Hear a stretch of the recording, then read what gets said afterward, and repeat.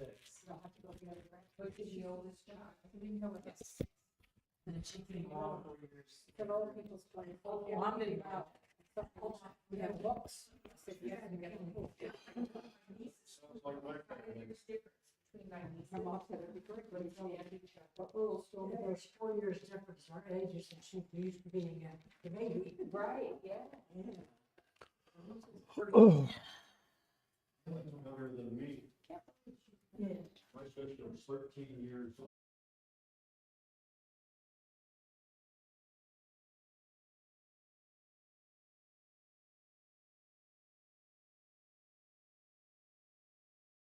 Jesus Christ. And so, next up is the visit of the so-called Magi. And we introduced the subject a little bit. Magi being astrologers, but not in the sense of Gene Dixon. Astrologers in a more astronomical sense. They did, however, depending on their religious bent, they did ascribe certain influences or powers to the stars and planets. Now, that's been around for a long, long time. Dates back, probably 2,000 years, maybe even further before Christ. Now, these guys, however, we don't know how much store they would put into this astrological sense of the stars and planets, because obviously if they are knowledgeable about the Old Testament, and not only knowledgeable but motivated to follow the Old Testament and to follow the prophecies of the Old Testament, there is a even chance that they are believers. As believers, they would not put any store or stock into the idea of heavenly bodies having influence on people here on earth. They would still, however, be very knowledgeable about the movement of these stars and planets, and they would be aware of future things that would happen, like eclipses, for example, solar eclipses, lunar eclipses. They would know when they were going to take place. They would also record them. They would predict them for happening in certain places. You may know that solar eclipses are very narrow on the Earth, right? You know that? Okay. So that when a solar eclipse happens, you have to go there usually. You have to go someplace unless you happen to live in a place where it's going to show up. With a lunar eclipse, that can appear to a whole country, a whole continent. Okay. So anyway, they would be able to predict within pretty good accuracy exactly where these things were going to happen. They would go, for example, they would maybe travel to India or China or Africa or someplace to see some of these things. Okay. So we can't say for sure when they're in Babylon that they're believers yet. Obviously, if they are paying homage to Jesus later on, giving him gifts and things like that, you would think they would be believers. And this is the verdict of the church. The church has declared them as saints and believers from early on. I mean, almost the very first writings of the old ancient church, early church fathers, ascribed them as believers. We would call them Christians. If that's the case, then they are not astrologers, as I say, in our modern sense. With, if you're a Gemini, this is going to happen to you today. If you're a Virgo, watch out for this. No, they wouldn't be doing that. Okay. So they're kind of a combination between astronomers and astrologers. Okay, a little bit of a combination between the two. They would probably be people who would be very knowledgeable as far as medicine, as far as mathematics, as far as whatever the sciences of the day They would be your kind of, philosopher scientists. Some even refer to them as philosopher kings or kings of philosophy. And that's okay too. Whether they were actual kings or not, it's doubtful. Probably were not actual kings of anything. But they were probably pretty wealthy. Probably made their own schedule, so to speak. Were able to come and go as they please. And again, not only knowledgeable about things around Babylon, but knowledgeable about things in other parts of the world. And very knowledgeable, it sounds, about the Old Testament. So, all right. So we got these wise men, magi, whatever you want to call them. Not magicians, certainly. Not court jesters or anything like that, but real scientific guys, right? Now, they see this star. This, of course, conjures up all kinds of weird and strange ideas among people. You get folks out there absolutely positive it's a conjunction of planets. Jupiter, Mars, Jupiter, Venus, Jupiter, whatever. Can't be. Can't be.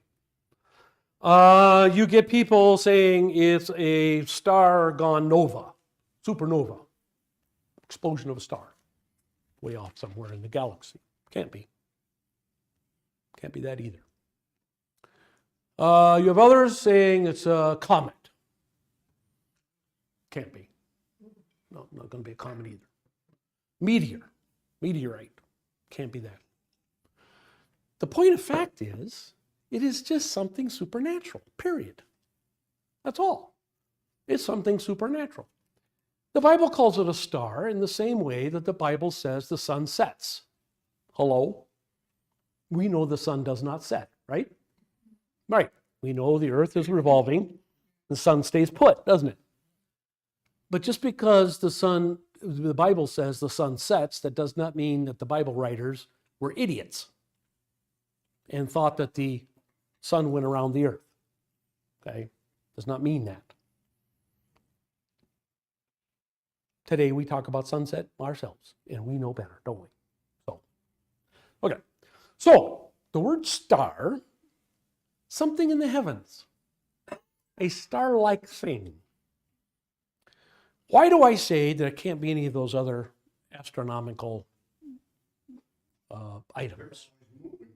Yes. Not only is it always moving, but it appears and disappears. Very fast. And when it appears and disappears, then it moves from place to place. Okay. Also, it's visible in the daytime and at night. Okay, which is pretty odd, pretty strange. So think of it this way. Don't try to figure out whether it's a conjunction of planets or a supernova or whatever. It's just it's a miracle.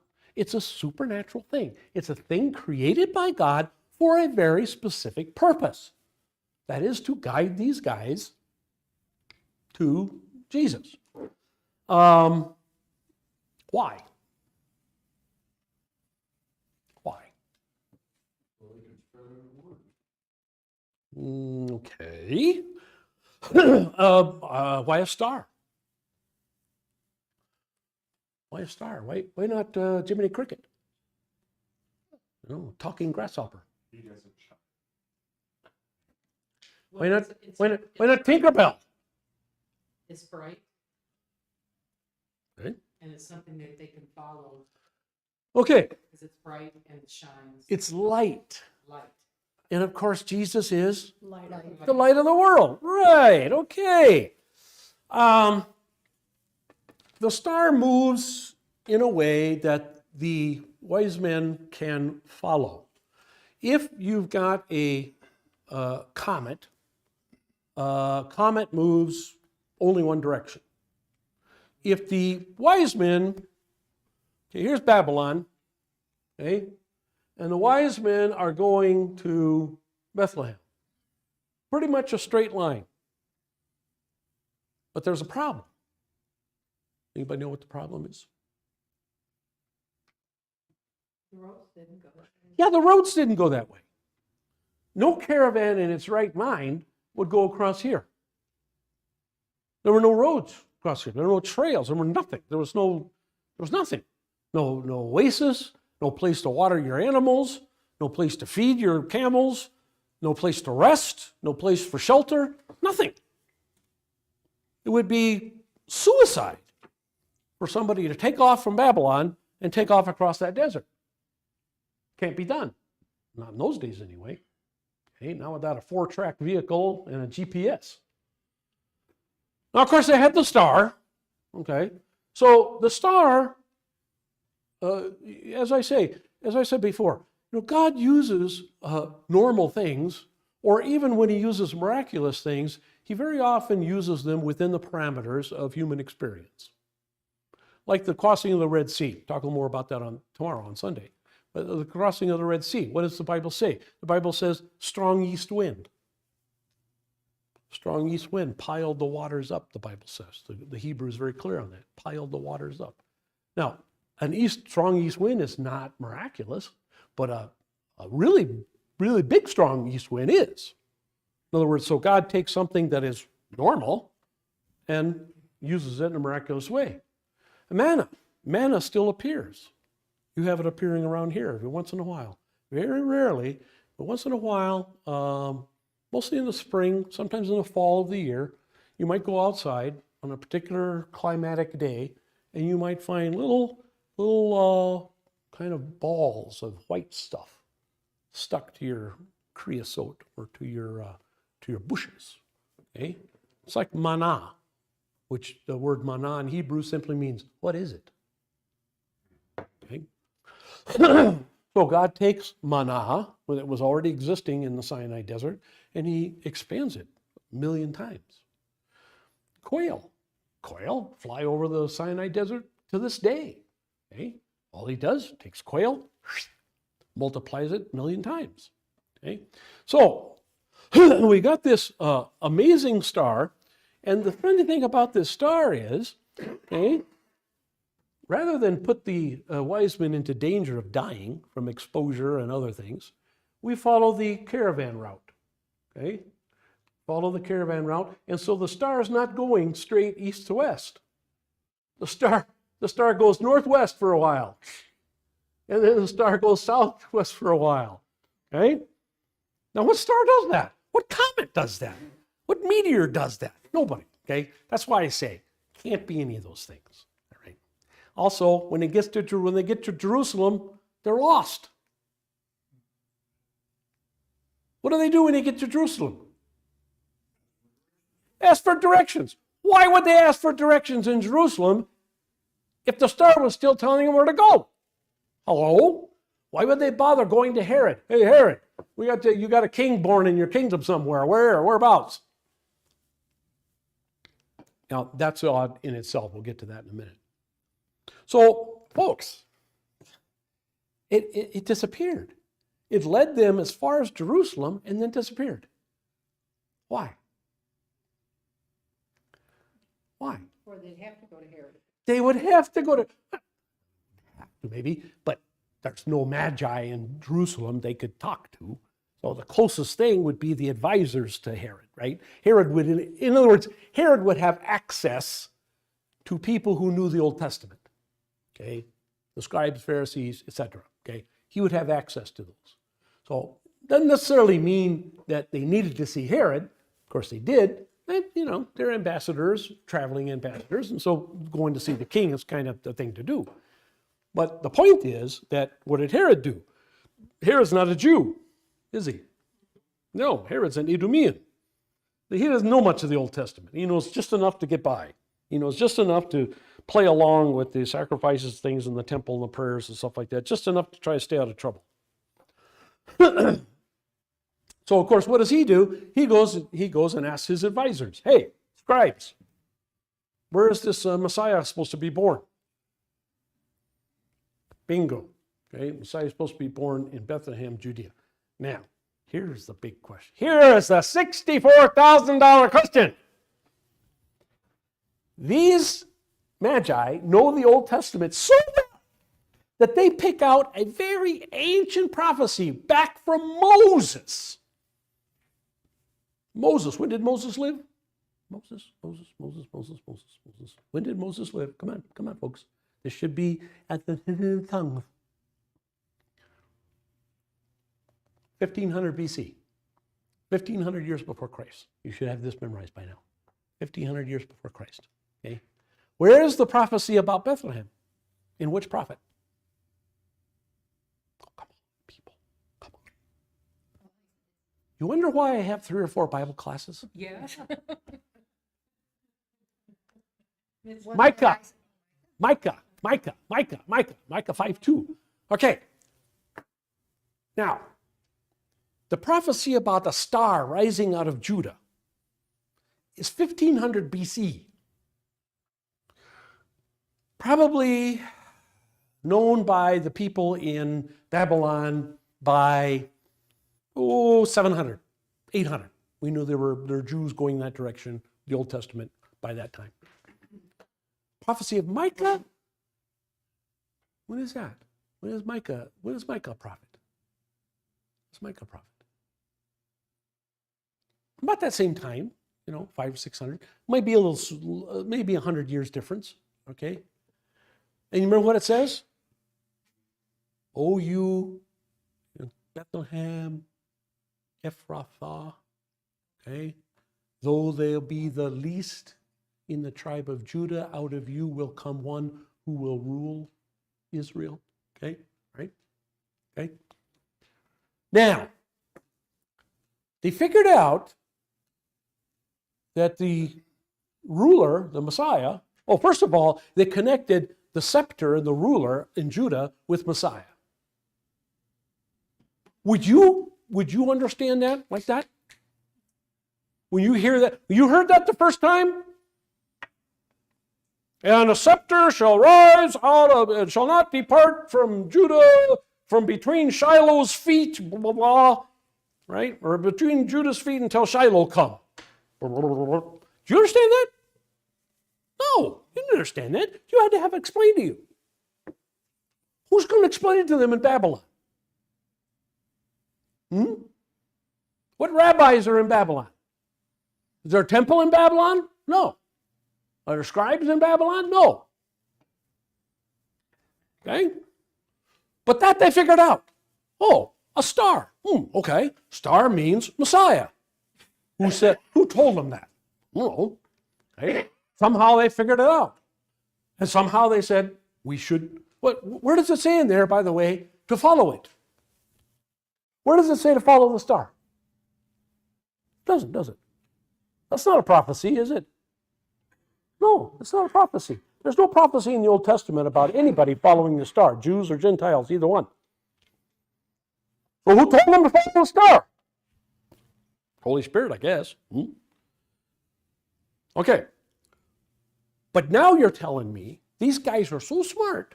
These guys have got that Holy Spirit so good that they know that this star represents not just a regular king, but represents the Messiah, and they know to follow it. But somehow they don't know the prophecy of Micah in the same Old Testament that says this Messiah is going to be born in Bethlehem. Hello?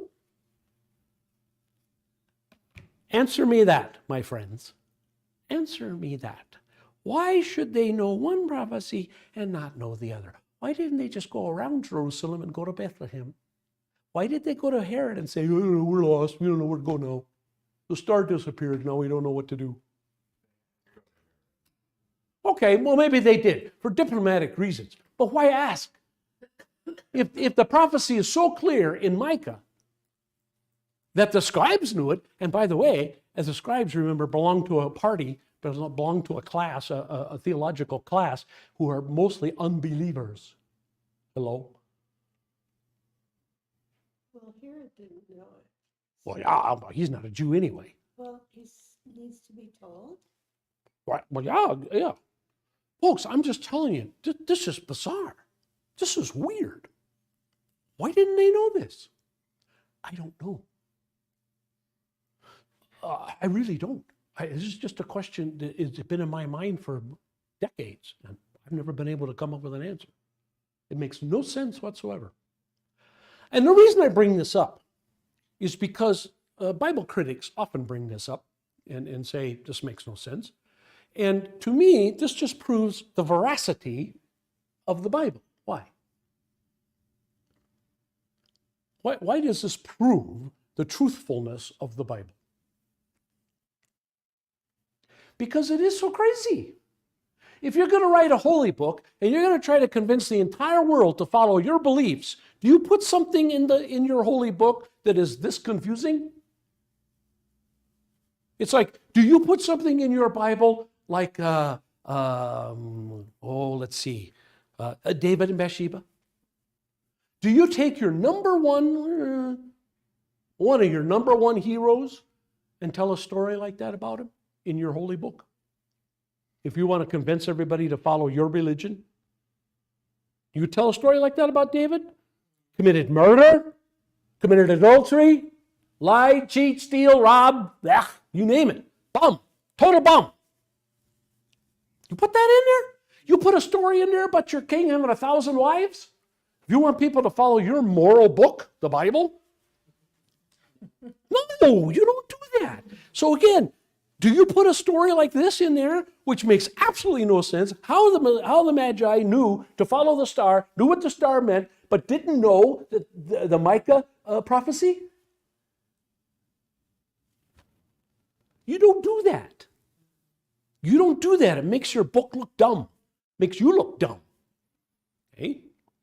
So this again just proves that no other holy book in the world does that kind of thing. Okay?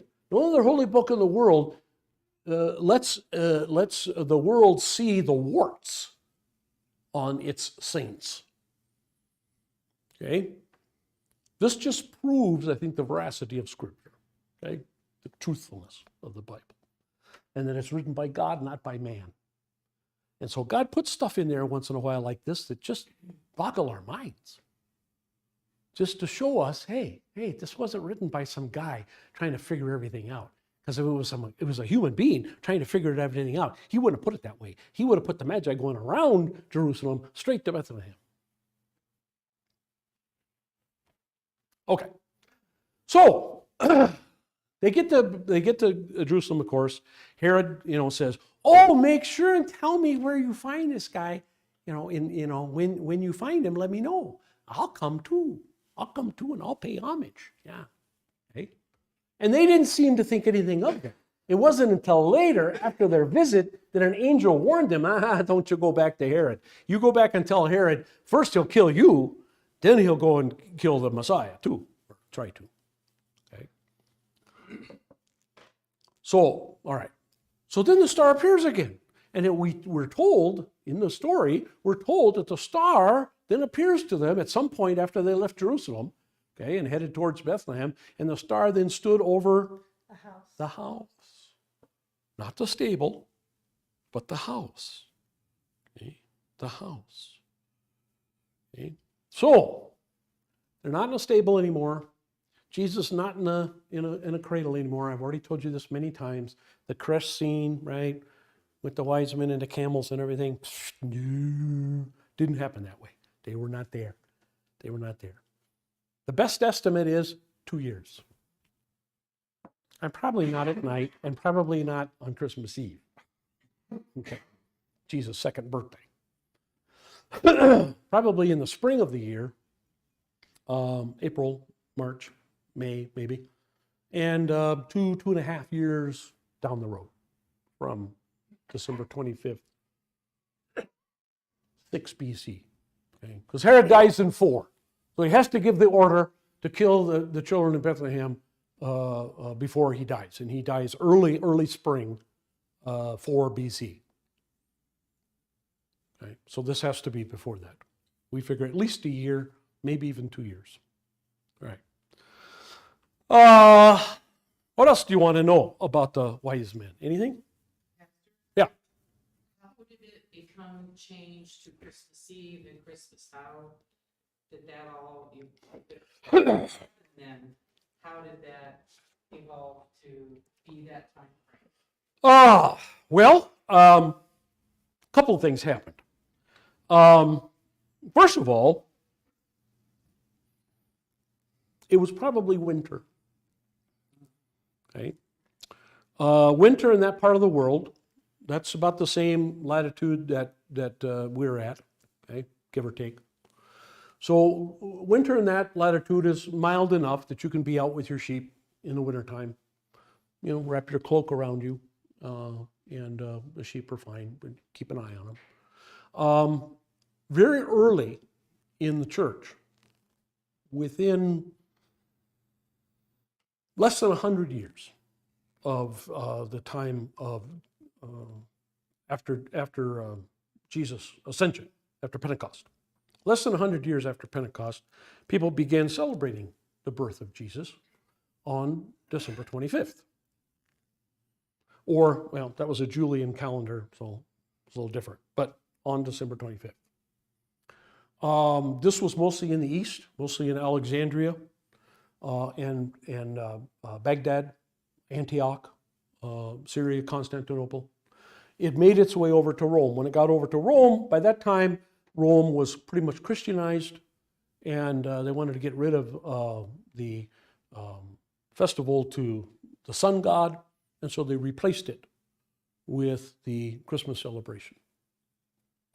We have historians in the early church who were alive before the fall of the Roman Empire. Okay, when the Roman Empire fell in pieces, but before the sack of Rome, let's say, these guys lived before the destruction of Rome, and they were able to go into the Roman archives and actually see with their own eyes the census reports from various parts of the world. And they say this historian Eusebius, who was the chaplain of Constantine the Great, the emperor, Eusebius says, I saw with my own eyes the record of the census. Okay? I saw the record of the census, and Jesus was born in Bethlehem on December 25th. Okay? Now, those in the East, when the calendar changed, those in the East decided to go with January 6th. And that became the appearance of the Magi celebration, Epiphany. What happened is the two stories combined. They were combined by St. Francis of Assisi, who lived about 1340. And Francis put those two stories together. Put the story of Christmas Eve and the shepherds together with the story of the wise men coming from the east. And he made the first creche, the first nativity scene, using real animals, by the way. You know, St. Francis, the patron saint of the animals, right? You know, the Catholic churches around here, you know, blessing of the animals on St. Francis Day. Yeah, okay. He was a big friend, very big friend of animals. Anyway, and so he made the first nativity scene, 1300s, and he used real animals. And he thought it would be really cool to have camels included. And it would be really cool to have wise men included. Got to put the whole thing together. And so, from that day forward, nativity scenes have both Christmas and Epiphany put together. Yes? Now, Paso, I don't know if they had it on the east side, on the southeast side. Uh-huh. There was Posada? a mega church. Oh, yeah. And every Christmas, Yeah. $25. They had everything there. I Yeah. mean, it was massive. It was massive, yes. I mean, there were hundreds of Yes. animals, and the manger was up a little bit, and the lighting was just. I went once, and it's impressive. It is. I didn't realize it was a theatrical presentation. It wasn't a biblical. It didn't follow the Bible because there were so many animals. Right, that right. Egypt would have been. Yeah. lost. They're lions and tigers and bears, right? In Tucson, In the 60s, First Baptist Church had a live nativity. did they? Yeah. Our Wells Church in Marana does a live nativity. We should all go up there. But sometime, I'm sure Adam would get a big kick out of that. Have you ever seen it? Is it pretty I've never seen it. difficult? No? I've never seen it. I'm sure he's got wise men in camel suits and whatever. In Tucson, I think they still do. Maybe Dave would know this. Downtown by the cathedral, they still do a posada with Candelaria. Hey, you know the Candelaria, the candles in the paper bags. We did that in our church. Our little mission in El Paso, we did that. We were the only church on the west side, in that part of the west side, that did that. And my wife and I and my 5 kids, we made 300 paper bags with sand and candles in them. It took us an hour to light those puppies. And when I talk to my kids about Christmas, that's the one thing they always say they don't miss at all. Let's see it. Yes, Messia does that downtown in around the square and around the old church. Yeah, beautiful. That beautiful old church. Beautiful old church. Does it? Yeah, yeah. I think it's more popular in New Mexico than it is Arizona. Yeah. Neighborhood out where we live. Is it? Yeah, we That- call it the pink neighborhood. Ah. Most of the houses Oh, okay. are, and they. Do they? that Uh-huh. too. Yeah. It's not much in Phoenix. I don't remember it in Yuma at all, or Prescott or Flagstaff. But yeah, in Tucson, there's a few places that still do it. They used to do it down. I don't know if they still do, but Xavier Del Bac down there used to do that at the old mission down there. I don't know if they still do, but it's kind of nice. Posada, if you don't know, is the journey of Mary and Joseph and the baby, or Mary and Joseph and the donkey, whatever, looking for is there any room in the inn? Is there any room? And going from door to door, is there any room in the inn? Is there any room in the inn? It's really kind of cute. It really is. Up there, Tucson, it's down south Tucson. Oh, yeah, yeah. They still do it, huh? They carry on the tradition, so our school in Tucson still teaches mariachi. Oh, okay, sure, yeah. Yeah. And That would be South kids Tucson, yeah. are playing Yeah. their guitars, Yeah. they're leading the donkey down. Yeah, that's a big deal. So anyway, yeah, it took a long time, Carolyn. It took a long time to get the nativity scene where it is today and to get the celebration the way it is today. It took a long time. And really, Christmas didn't really become Christmas that we know of until it got to the United States. And then, of course, the United States, like they do with everything else, they blow it up all out of proportion and go crazy. And, so. Yeah. Anything else about the wise men you want to know? Okay, so guys from Babylon, they show up about 2.5 years later to give gifts. Well, let's talk about the gifts for a minute. Okay, the reason we believe there are 3 wise men, or we sometimes say there are 3 wise men, is because there are 3 gifts listed. Now, this does not mean there were 3 wise men. It could have been 2, could have been 8, for all we know. But here again, church history, from very, very early on, within, again, 100, 150, 200 years at least, after Jesus ascends, or Pentecost, we have 3 magi, and we have names for them. And I didn't write down the names. Melchior is one I know. Balthazar was the other. Casper is the other. And of course, we have 3 races, supposedly. Okay. We have one African. Okay. So we have one African. We have one Middle Eastern, if you will, and one kind of Persian, maybe Indian, Afghani kind of thing. Okay. So we got 3 different races. Those, by the way, the Afghani, Indian, Persian are considered Caucasian, so that would be white. The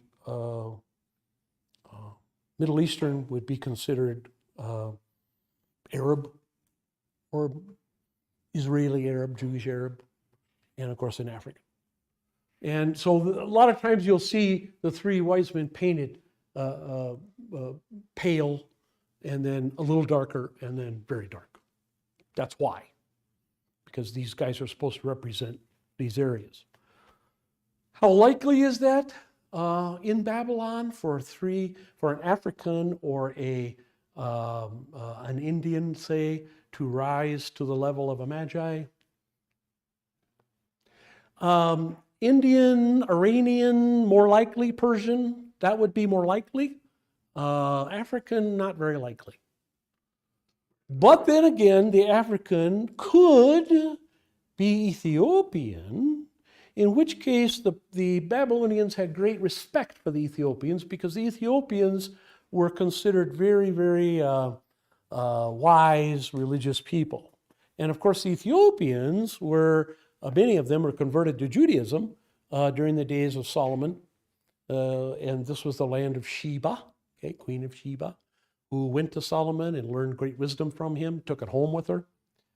They also believe, many people also believe that that's where the Ark of the Covenant is to this day.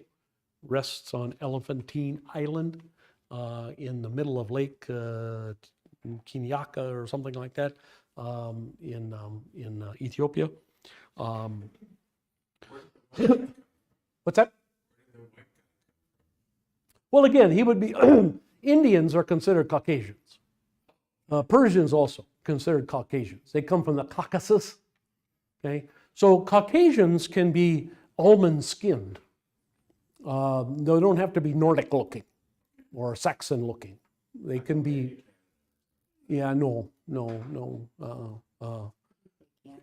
Yeah, he did. No Canucks. No Great White North. No. So anyway, three gifts: gold, frankincense, and myrrh. Many representations, gold representing royalty, richness, power, frankincense, also sometimes royalty, sometimes frankincense is kind of priestly or prayers kind of thing, and then myrrh would be something that would be preparing a body for burial. Myrrh is kind of ointment that was put on Jesus after he was taken from the cross. So a lot of church historians, church scholars, Bible scholars say, well, okay, one represents his kingship, one represents his priestly function, and the other represents the fact that he's a sacrifice. Yeah, sure, why not? Again, could have been 5 guys with gold, 3 guys with frankincense, and 2 guys with myrrh, or whatever. So the 3 is unbiblical, no proof whatsoever of that. And as far as the size of the gifts, the amounts of the gifts, unprovable. The most guess is that this provided them finances for their trip to Egypt. And this would explain why some historians believe that they traced all the way down to the very bottom of Egypt, all the way down to Aswan. I doubt that seriously, but some people claim that. There's a lot of myth and legend into these early stories of Jesus, which we'll talk about in a minute with his youth. It's just, you just can't prove any of it. Neither history nor the Bible can really help you out. You just have to, shrug and say, well, I guess some of it's possible, but yeah. I've always been amazed that the Bible let Jesus be a child. Yeah. Because nowadays, no, you're being indoctrinated at the age of 3. Yeah. If you read holy books, okay, you look at the Upanishads, look at the Bhagavad Gita, look at the Quran, look at the Tao, sayings of Confucius, none of them cover the infancy and youth of their object, Buddha, for example.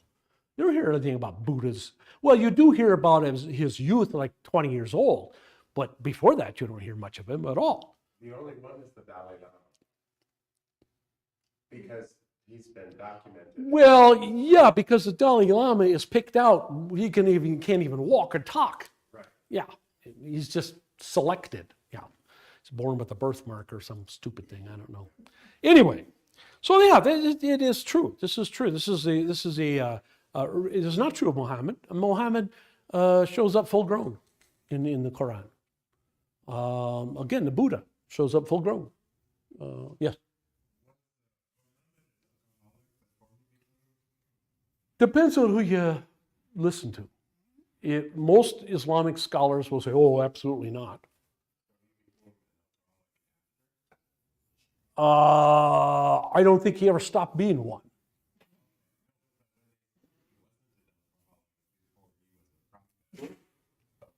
Oh, no, he was, both before and after. According to history. That's just according to history, not according to the Quran or according to the Muslims. So does the Quran No, it doesn't. don't believe in No. any kind of spirit. No, and the only thing they say about him is that this is bad. This is not something you do. Yeah. And they will say there's bad examples in the past. They don't mention Muhammad, but okay. Okay, so that's enough on the wise men. Let's proceed. That's done.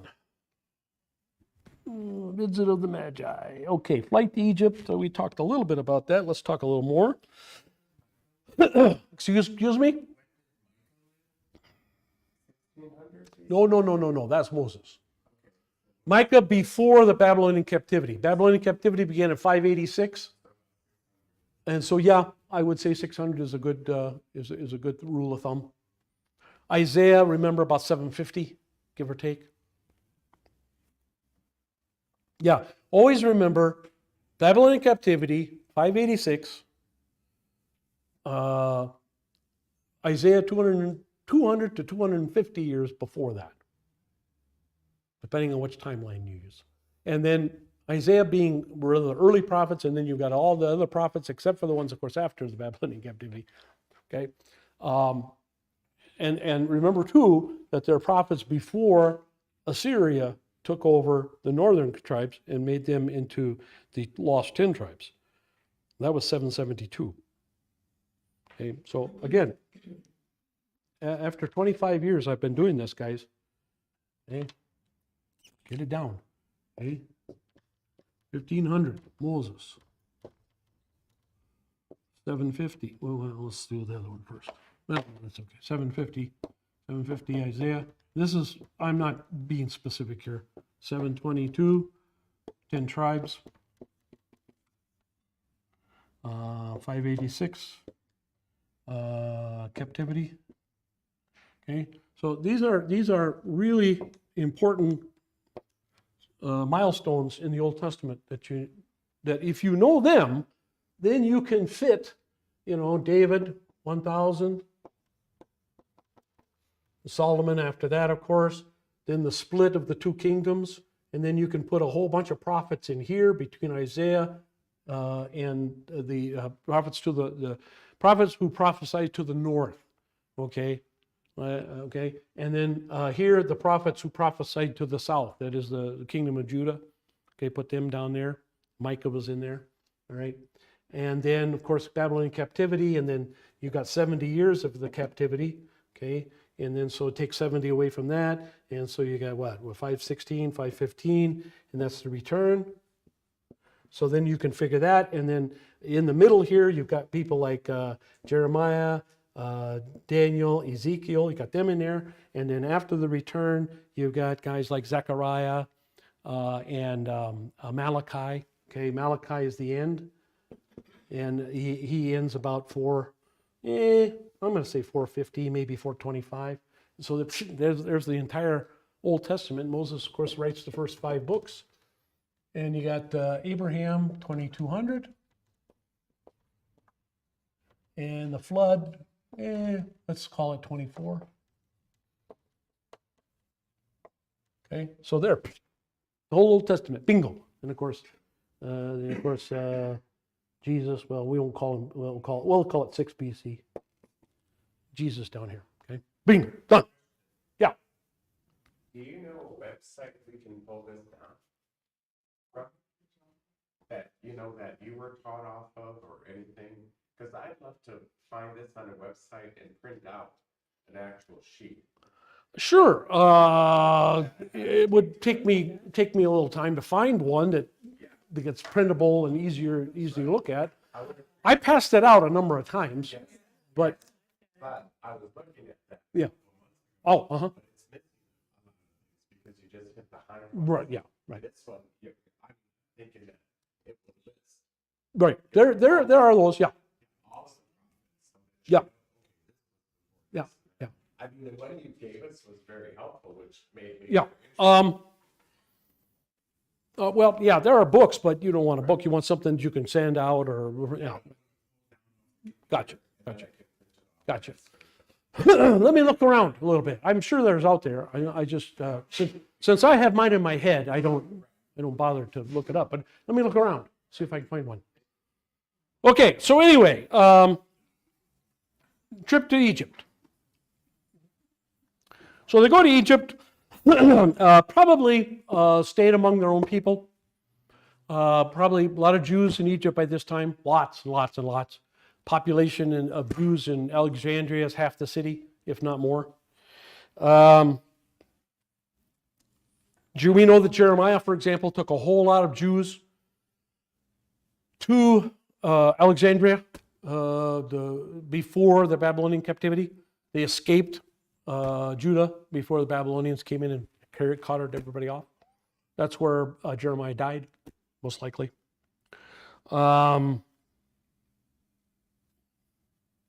What else do we need to know? Did the slaughter of Bethlehem actually happen? Yes, it did. I think last time we talked a little bit about it. Depends on what writer you talk about. Some of the early Christian writers made figures in 20,000, 15,000, 13, 12,000. Very unlikely, very unlikely. Modern scholars, 20, 24 male babies, 2 years and younger. More likely, place like Bethlehem, small village. So yes, why isn't it in the Roman records? Why would it be? What do the Romans care? The Jews kill 20 babies. Romans wouldn't care. Romans kill that many in an hour. You know, infanticide, no big deal in Rome. You didn't want your child? There's a special term, Latin term. I don't remember it right off the top of my head, but there's a special Latin term for infanticide. You take the babies out and put them in a wagon rut and wait for the wagon. So, I mean, and again, that was done in mass. I mean, You said put them in a wagon? Road. Oh, a rut. rut, yeah. You know, you've seen pictures of the Roman roads, and they have those ruts in them. Those ruts are 2,000 years old because the Roman road is 500 years old by the time somebody, you know, started putting kids in it. But yeah, so that was considered a merciful death. I mean, the Greeks and the Spartans threw them off a cliff. You know, the Greeks put them out in the cold, Why? just left them out there. If they had a defect of any kind, or if they had more girls than they wanted, that's true in every civilization. They're less desirable, right? Less desirable because girls you had to pay for someone to take them off your hands. And therefore, they cost more. But you need them to populate. Well, yeah, but people always having more girls than boys anyway. And so if you got two already and you know, you don't want to be bankrupt, you get rid of whatever the ones after that. Are they told to do that? No. Or they just do it? That's- Parents just do it? Yeah, they're just, yeah, it's again, when in China, when they had the one child policy, well, you got one child, and they're just like us. they are a matriarchal, not a matriarchal, they're a patriarchal society, so their names are follow the male family, even though the last name is first. You know that, of course, in Asia. Okay, but it still follows the male side. So you don't want your line to go extinct, right? You don't want your family to disappear, and so you want to have a boy. So if you have 5 girls, you just keep getting rid of the girls until you have a boy, because they only let you have 1 kid.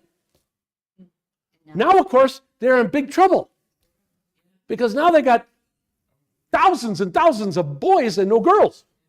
And the guys are blowing their brains out left and right because there's no hope for them.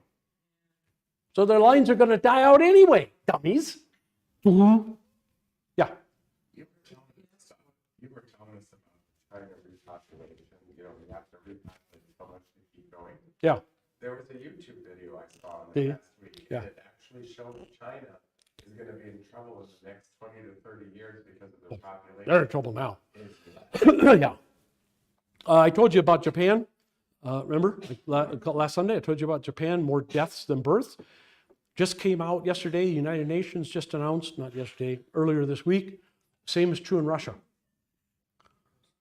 Because of the multitude of deaths, their soldiers are dying at 2 and 3 times the rate that Ukrainian soldiers are.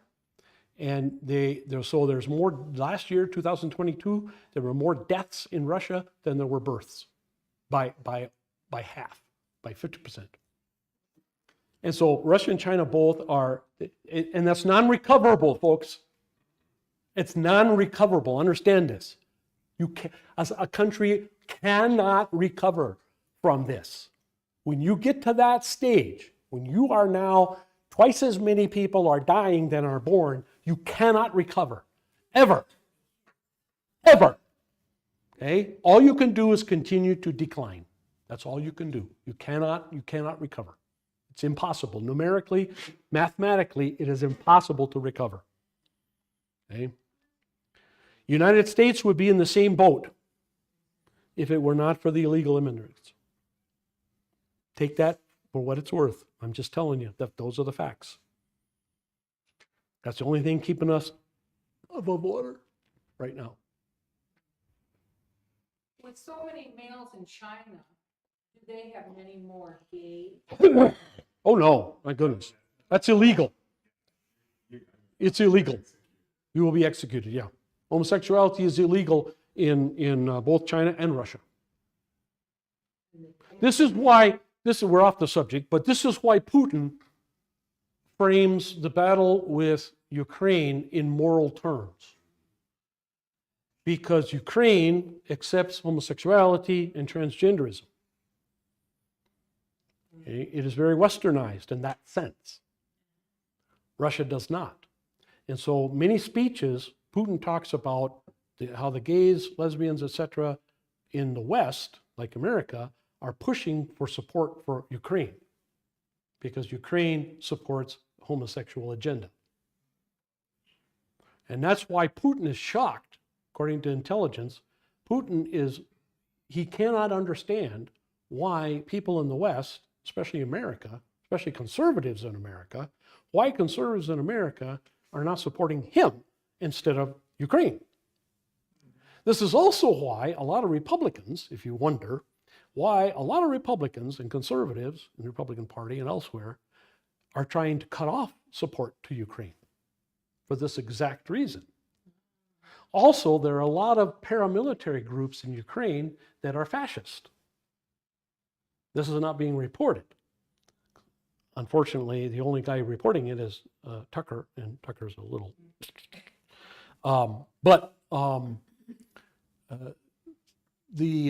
when the Russians refer to the Ukrainians as Nazis, this is why. Because during the time when Ukraine broke away from the Soviet Union, the first leaders in Ukraine right after that were fascist-leaning, I would say, kind of apologists for Germany, apologists for the Nazis. Okay, they were people whose parents and whose families supported the Nazis when the Nazis came into Ukraine. And Russia, of course, knows this. They know history much better than we do. And so that's why Russia was afraid of Ukraine turning Nazi. And that's why Putin today calls Ukraine Nazis, is because the early years after the fall of the Soviet Union, the Ukrainian government was infiltrated with, shall we say, Nazi-esque sympathizers. Now, it's not that way anymore, but it was. And it was during this time that a lot of these militias, a lot of these militant groups were formed, and they were formed on a line, a fascist type ideology. So the war in Ukraine is being taught to you, being told to you as very black and white. Ukraine, good. Russia, bad. We support Ukraine. Right? That's the way it's being sold to you by the media. It's not that easy. It's not at all that easy. It is much more complicated. And it goes all the way back to the Cossack days. And it's very, very complicated. It's very, very emotional. It's very, very messy. And it's not black and white. It's not simple. It's not easy. So be aware that as you're watching these reports from BBC or CNN or whomever, even Fox, whatever, remember that they are geared towards wanting you to see this as Russia bad, Ukraine good. We're all happy. Yes. And it's not that. It's like anything else. It's like any other war. Yeah. It's never that easy. It's never black and white. Yeah. Bruce? If anybody's interested, just go to YouTube and search Ukraine, and there's a lot of history going back, Yep. like you said, to the Cossacks. Oh, yeah. Yep. And And yeah. why we're siding with Ukraine.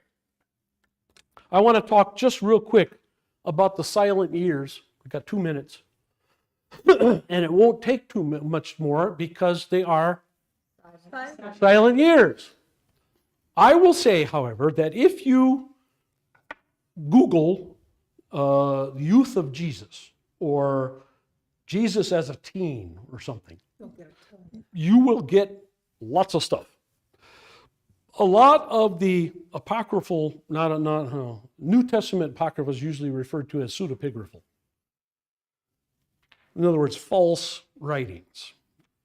There's a lot of New Testament documents that were written anywhere from 3 to 5, even 600 or 800 years after Jesus that claim to record events from his childhood, between his return to Nazareth and 12 years old in the temple, and between 12 years old in the temple and his baptism at 30 years old. Okay? Lots of books that claim to have stories about that. None of them have ever been accepted by biblical scholars as authentic. None. The Roman Church does have a few legends within its corpus of beliefs, if you will, such as St. Christopher, who supposedly was a traveler, a believer traveler, who was by a bank of a river, and Jesus, Mary, and Joseph came up, and Mary and Joseph took the donkey and the wagon across, and was not room enough for Jesus, and so Christopher puts Jesus on his shoulders and wades across this fast rushing, we would call it a wash or a wash, okay? Therefore he becomes the patron saint of travelers.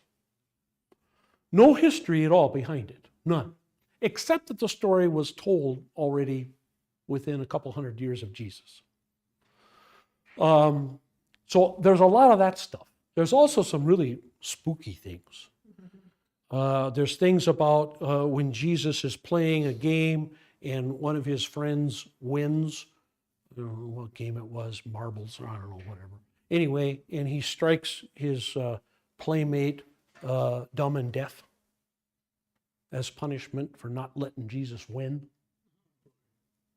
Okay. Jesus should have done the There's stories about Jesus playing with other little kids, and to impress them, he's playing with little clay models. I think they were birds, I believe, pigeons or dove or something like that. And he was playing with these little clay birds, and to impress them, he goes bambo, and they turn into live birds. That's nonsense. That's all nonsense. None of it's proven. It's all craziness. And there's more like lots and lots of stories like that. I had a movie a couple of years ago Had that in it? that deal in it. Yeah. I just sit there, sit them out and turn the flame off. So, again, silent years, let's say 4 to 12, so 8 years, and then 12 to 30. Okay, so 18 years. So there's just nothing we know. Nothing. There's nothing we can say about it. Yeah. As far as we know, the only thing we can say about it is what Luke says. He was a good son. He grew in wisdom and in good reputation among people. In other words, nobody could say anything bad about him. Okay. He had a big family, at least 4 brothers, maybe more, and at least 3 sisters, maybe more. So he had a big family. Joseph seems to have passed away somewhere after the story about the temple at 12 years old. We don't know when. We don't really even know if, but since he's not around at all in the Gospels, it's not likely he was still alive. What else? As I mentioned, most likely betrothed at some point in his life after his bar mitzvah, after he gets back from Jerusalem, or maybe right before that. Is not, but as far as we know, does not get married, actually married. What else? What else do we know? Nothing was training, education. No, as far as training education, he was self-taught. Well, he would have gone to seminary. He would have gone to synagogue school or Hebrew school. He would have gone to Hebrew school at 10, maybe 8, depending on that particular synagogue. Would have gone to school. Would have learned Hebrew, how to read and write Hebrew. Probably spoke Greek naturally. Spoke Aramaic naturally, because those are the other 2 languages used for trade. And since his father was in the retail business, most likely Jesus also learned those 2 languages. Almost everybody knew those 3 languages, maybe even Egyptian too. So everybody learned 4, maybe even 5. It was not unusual for a Jew in the days of Jesus to speak 5 languages. Not at all. And maybe even 6. You include Latin in there along with Babylonian. So yeah, went to school, got bar mitzvah, followed his dad in the trade, was because he's called a carpenter, took care of his mother, brother and sisters, man of the house, you might say, for probably 10 years more. That's about it. That's all I can say, right?